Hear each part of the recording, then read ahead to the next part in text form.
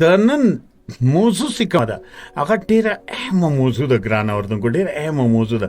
یعنی له خیره سره ماشاءالله اختر چې کوم دی دا را روان دی که نه، لوی اختر، او بالکل د بوت په ورځ په 28 جنوري باندې به اولنی اختر وي، او په دې ورځ ګرانه اردوونکو قربانیانې به کېږي که نه، ډېرې زیاتې قربانیانې به کېږي. هر صاحب حیثیت سړی چې کوم دی هغه به قرباني چې ده هغه به کوي. نو ګرانه اردوونکو بالکل تاسو مون قرباني اخیستې او قرباني به کوئ، خو لیکن یوه خبره دا درته کومه چې دا ښار زموږ دی، کوټه ښار، بلکې که نور ښارونه وي اکثر موږ داسې وینو چې موږ په دې کې د غفلت مظاهره کوو. مطلب دا چې لرې وي یا نن سبا پوسټ چې کوم دی کال چې کوم دی دام نه خرڅېږي، دا نور شی نه، دا موږ راواخو په روډ باندې تسکو یا په گلیانو کې تسکو، اسم ټکانې ته چې کوم دی هلته نه رسو، نو یو بدبو ماحول وي. بیا د ګرمي موسم هم دی که نه، او بلکې زموږ ګلیانې او روډونه چې کوم دي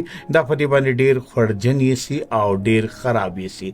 نو ګزارش مې را کولی چې کویټه میټروپولیټن کارپوریشن د هر کال په رنګه له دې کاله مخصوصه ټکانې چې کومې دي هغه ټاکلي دي، او باید چې موږ په دغو مخصوصو ټکانو باندې دا لایشونه چې کوم دي یا لایشونه، یعنی مطلب دا لرې سو نور شی نه سو چې هغه د غورځېدو وړ وي او موږ یې غورځوو که نه، نو هغه سره موږ احتیاط وکړو.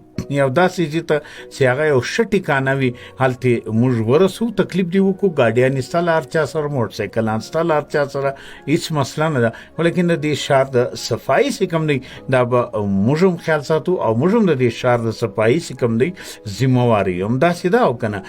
نو ګران اردوونکو بالکل قرباني وکړي او له خیره سره ښه قرباني وکړي. غوښې چې کومې دي دا وخورئ، څوک به کباب کوي او څوک به څنګه کوي، خو لیکن یوه خبره دا ده که نه چې د غریبانو برخه چې کومه ده، حصه چې کومه ده، دا به د دوی کور ته ضرور ورسوئ. صحیح دي؟ نو یو جهان مننه.